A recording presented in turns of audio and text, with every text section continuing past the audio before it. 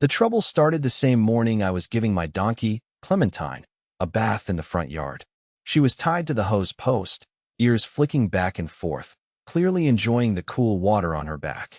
I'd just finished scrubbing her hose when I heard the screech of brakes and the unmistakable clack of cheap heels on asphalt. I looked up and sighed.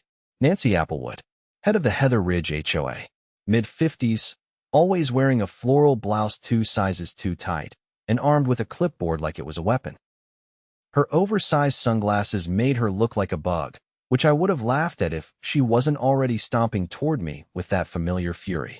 "What in the name of the covenants is that?" she barked, pointing a trembling, manicured finger at Clementine. I stood up, still holding the soapy sponge. "That's Clementine. That," she said, voice rising, "is livestock. Unapproved livestock. Section 4, subsection B of the Heather Ridge Community Guidelines explicitly prohibits livestock on residential lots." "She's not livestock," I said calmly. "She's a therapy animal. Licensed and everything." Nancy's nostrils flared. "She's a donkey. She's also the reason my blood pressure's under control and I'm not yelling at you right now." Her mouth opened and closed like a fish gasping for air. "I'm writing you up.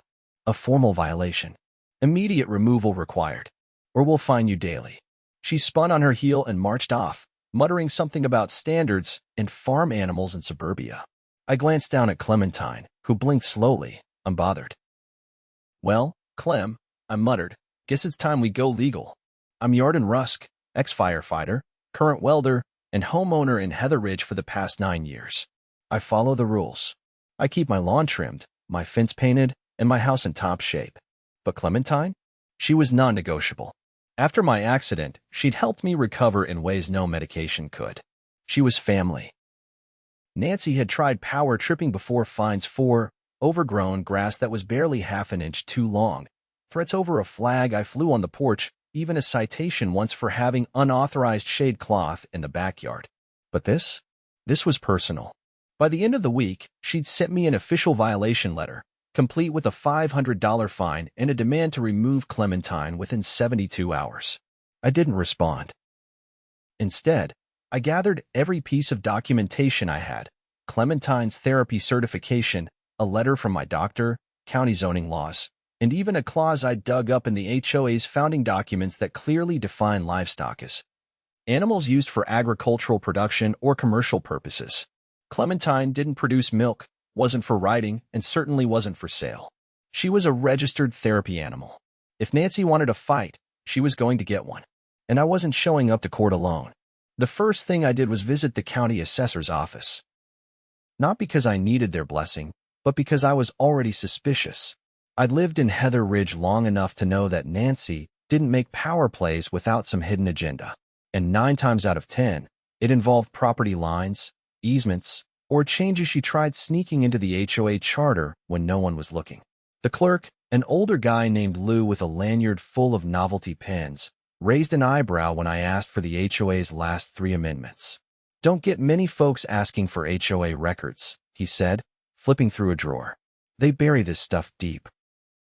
Most people don't notice when they sneak things through." "Yeah," I said, "that's kind of the problem." He handed me a thick packet with the last few years' filings. I sat at a table in the corner and started reading.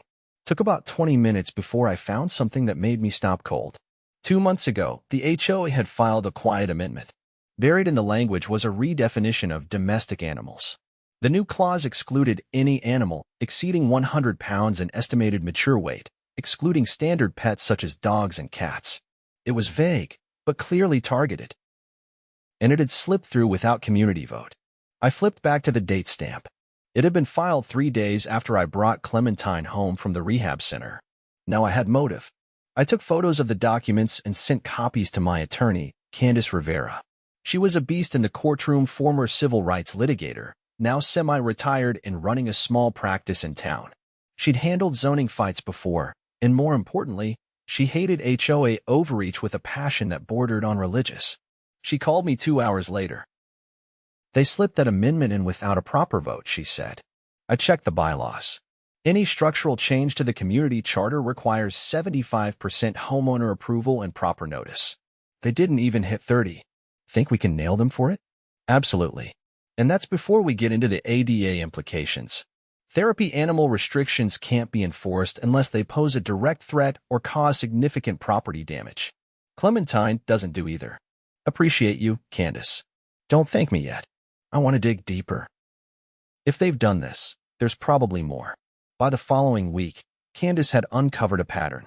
Nancy and two other board members, Everett and Lila, had quietly rewritten multiple bylaws over the past year. Each change conveniently pushed homeowners into violations, then hit them with aggressive fines. One couple had been charged $600 for having a non-compliant mailbox, which, according to photos, was identical to everyone else's. Another man had been fined repeatedly for using non-approved driveway sealant, even though his product was on the official list. It was a racket, a coordinated effort to issue arbitrary citations and collect fines. And worse, the HOA had been funneling those fines into a special projects fund, one with no records of actual expenditures. Candace filed a formal complaint with the state's Department of Consumer Affairs. That triggered a mandatory audit. And once that began, things spiraled fast. Meanwhile, I attended the next HOA meeting, which they'd moved to the clubhouse instead of the usual library annex. The room was packed, clearly word had gotten out. I stood near the back, arms crossed, watching Nancy shuffle papers and avoid eye contact. When she called the meeting to order, I raised my hand. Point of order, I said. She hesitated. We'll take homeowner comments at the end. This isn't a comment. It's a motion. She stiffened. Motions must be submitted in writing 72 hours in advance. Candace, who had arrived 10 minutes earlier and taken a quiet seat in the front row, stood up. Actually, she said, under Section 11 of the original charter, any homeowner may raise a motion concerning board conduct if it pertains to ethics or legal violations. No prior notice required. Nancy looked like she'd swallowed a lemon. I'd like the record to reflect, Candace continued, that this HOA has violated its own governing documents by enacting amendments without proper vote or notice. Furthermore, the board's enforcement of these changes has led to unlawful fines and potential violations of state and federal access laws. The room erupted in murmurs. Nancy banged her little gavel, but no one quieted down. Candace handed her a thick folder. Here's our formal cease and desist. You're being investigated by the Department of Consumer Affairs. I suggest you stop issuing fines until the audit is complete. Nancy's hands trembled as she took the folder. After the meeting, several neighbors approached me outside. People I hadn't spoken to in more than a year. Didn't know they were slipping things through like that, one man said. They fined us for a bird feeder, an older woman added. Said it attracted vermin. We've had that feeder for 20 years. I nodded. They figured if they kept everyone isolated, nobody would compare notes. That changed quickly. Within days, a group of us formed an independent neighborhood committee. Not an official entity, just a watchdog group.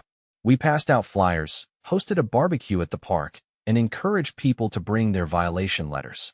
We cataloged everything. The trends were unmistakable.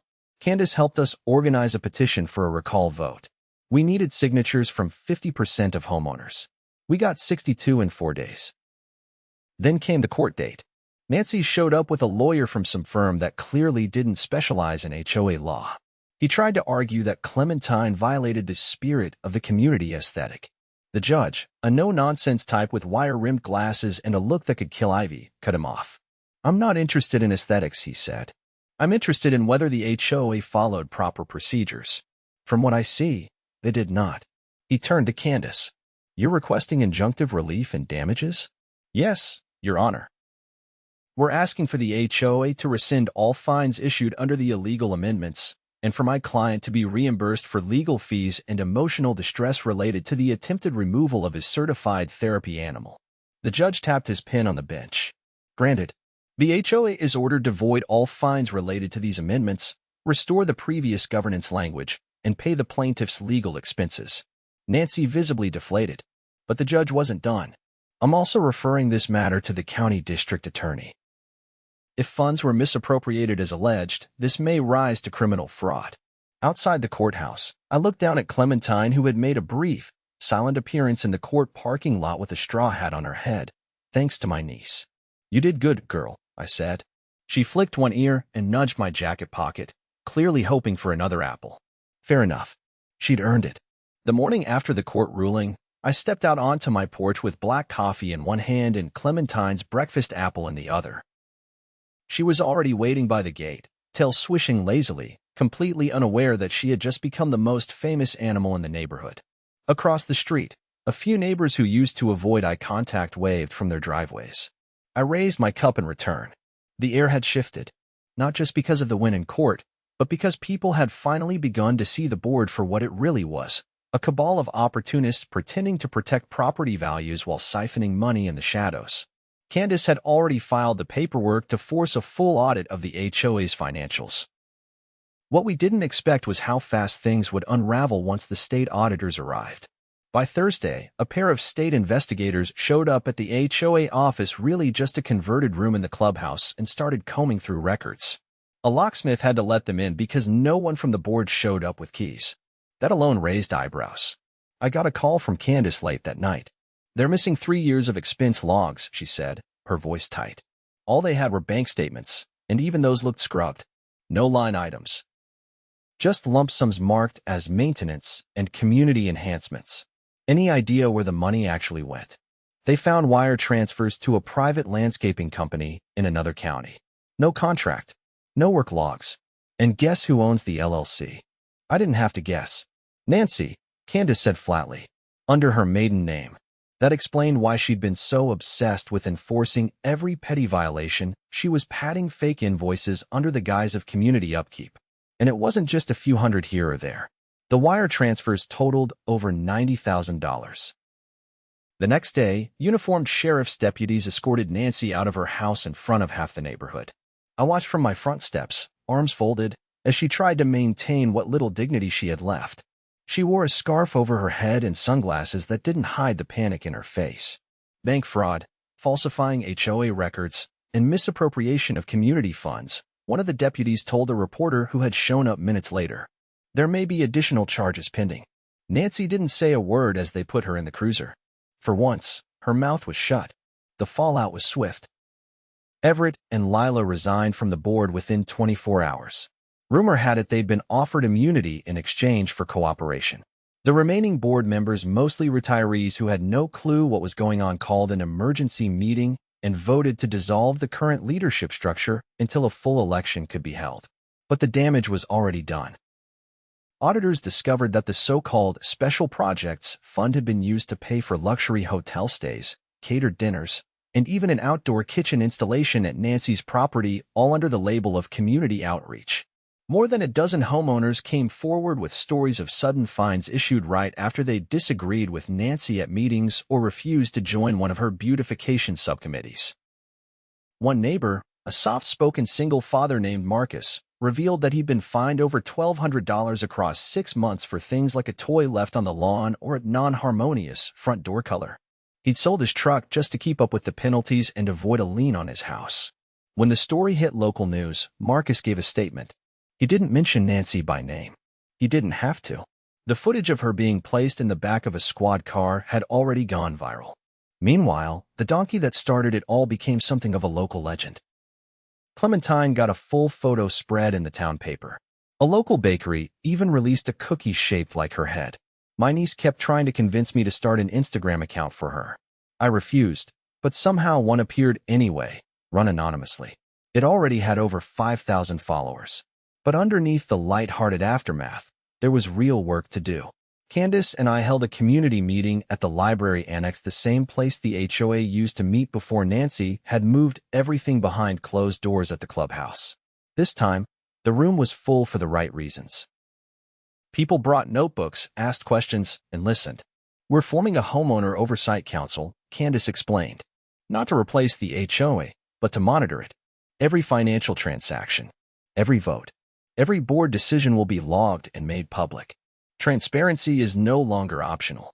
An older man in the back, gray hair tied in a ponytail, raised his hand. "What about those of us who were fined under Nancy's amendments? Some of us paid thousands." Candace nodded. "We filed a civil motion to recover misappropriated funds. It may take time, but we'll get it back. And we're adding a provision to require 2/3 homeowner approval for any future fine increases." Another woman stood up. "Are we going to get a say in who runs next?" "You're going to get more than a say," I said. "You're going to run." That got a round of applause. Over the next few weeks, the neighborhood began to change in noticeable ways. People who used to keep to themselves started helping one another. A few residents volunteered to repaint common areas that had been neglected for years. Kids chalked up the sidewalks with drawings, and no one threatened a fine. One Saturday, a group of us helped Marcus rebuild the fence around his backyard. Someone brought cold drinks, someone else grilled hot dogs. Clementine wandered the cul-de-sac, occasionally stopping to sniff a toolbox or accept a carrot. And somewhere in the middle of sanding down a warped fence panel, I realized something. This wasn't about the donkey anymore. It never really had been. Nancy had counted on everyone staying quiet, on people being too tired or too polite or too scared to push back. She'd used the HOA as a shield while she bled the community dry. But the moment someone said no and backed it up with facts and fire, the whole thing collapsed. It wasn't just her downfall. It was the neighborhood's rebirth. The next election brought in an entirely new board. Younger, more diverse, and made up of people who actually lived in the homes they represented. One of them was Marcus. Another was a retired vet named Joan who'd been fined for flying a flag that Nancy didn't like. Now that flag flew above the clubhouse. Candace declined to run but agreed to stay on as a legal advisor, pro bono. Her only request was that the board install a proper financial oversight system and post monthly reports online. They did. As for me, I didn't want a seat at the table. I'd fought my battle. What I wanted was peace. Well, during the day, walk Clementine in the evenings, and maybe, just maybe, finish that tree bench I'd started 2 years ago. The HOA still existed, but it no longer loomed over us like some petty tyrant.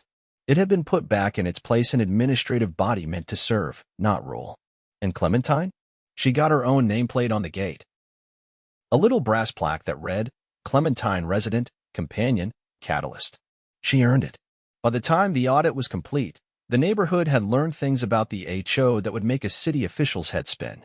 It wasn't just financial fraud. The auditors discovered that Nancy had been using her position to approve permits for construction projects that never happened. One permit, marked Emergency Sidewalk Repair, had been paid out to a contracting company that didn't exist on any state registry. The money, nearly $30,000, had been wired to a shell account linked to an address in Nevada. The address, it turned out, belonged to a storage unit in the middle of a shuttered industrial park. That discovery triggered a joint investigation between the County Fraud Division and the State Attorney General's office.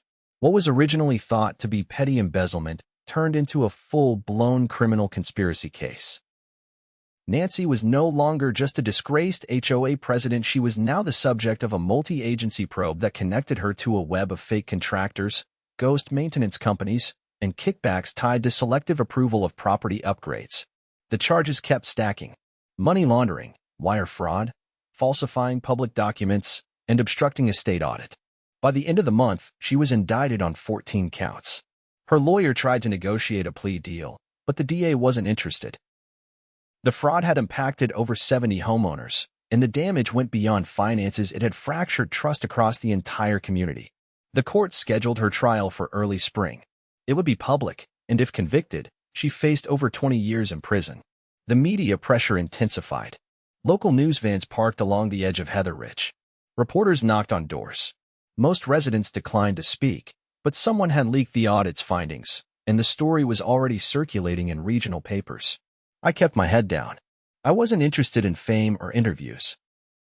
I spent my mornings welding in the garage, kept Clementine company in the afternoons, and attended the Oversight Council meetings in the evenings. We had real work to do. Rebuilding didn't happen just because the bad guy got hauled away. One night, while reviewing the HOA's remaining records, Joan found something buried at the bottom of a scanned folder labeled Historical Properties. It was a letter from nearly a decade earlier sent to the original HOA board by a developer. The letter proposed a plan to convert the park at the edge of the neighborhood into a gated townhouse community. The plan had been denied at the time. The board cited community value and green space preservation. But right next to the letter was a more recent document, dated just 7 months ago. It was a memorandum of understanding signed by Nancy and the same developer's successor company. In it, the HOA agreed to reconsider easement boundaries and facilitate zoning reclassification in exchange for a community investment donation of over $100,000. That donation never appeared in the HOA's bank records. No homeowner had been told about the plan. And the document was signed without legal review. Joan stared at the screen, stunned. She was going to sell the park. Candace looked over her shoulder. If that had gone through, every homeowner here would have lost property value. And the kids would have lost the only open space they have. She wasn't just stealing, she was dismantling the neighborhood piece by piece. The Oversight Council immediately filed for a land use freeze. The city granted a temporary injunction on any zoning changes tied to Heather Ridge, pending a full investigation. That bought us time to build our defense and opened the door to civil action. Marcus led the charge, filing a class action lawsuit on behalf of the homeowners. It was separate from the criminal case, but just as important. The goal wasn't just to recover money. It was to ensure no one could ever do this again.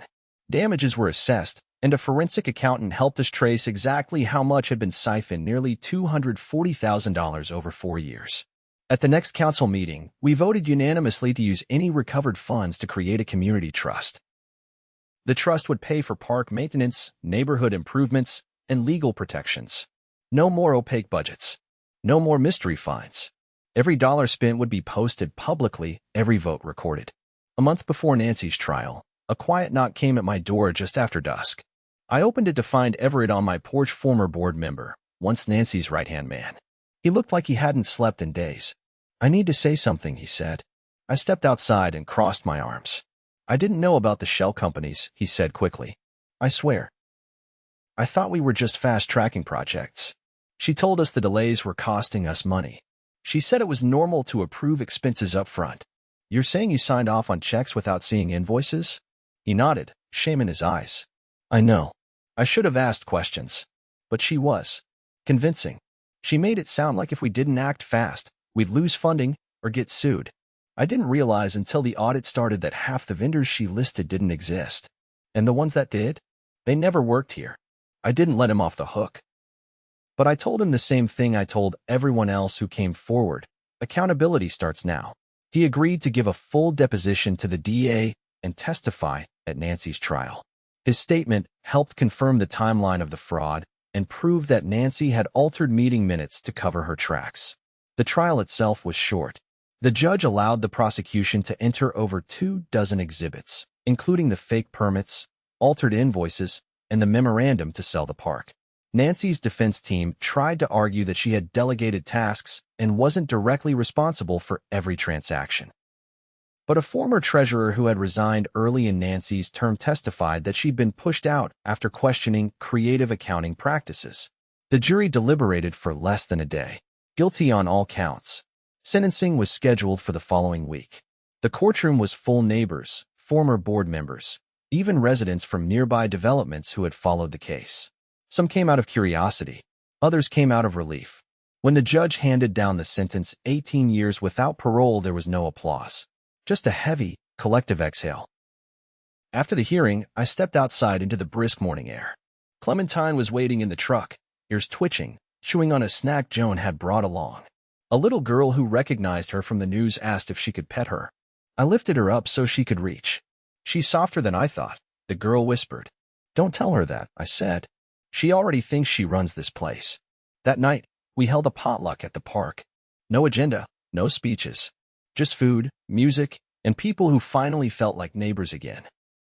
Someone brought a projector and played a movie on a bedsheet tied between 2 trees. Clementine wandered near the snack table, generously sampling from unattended plates when no one was looking. I sat in a folding chair with a blanket over my legs, watching the kids play tag under the string lights. Joan pulled up another chair beside me. "You think it's over?" I nodded. "The worst of it?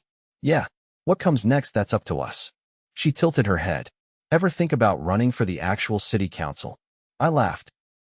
"I've got my hands full just keeping Clementine out of the neighbor's vegetable patch." "Well," she said, settling in, "if you ever change your mind, I think you've got the votes." I didn't answer. I just watched the fireflies blink through the trees and listened to the laughter echo across the grass. The HOA still existed, but it wasn't a weapon anymore. It was a tool. And this time, the people holding it were the ones who lived here, who cared, who remembered. We turned a neighborhood ruled by fear into a place shaped by responsibility. And all it took was one donkey, a little paperwork, and a community that finally said, enough.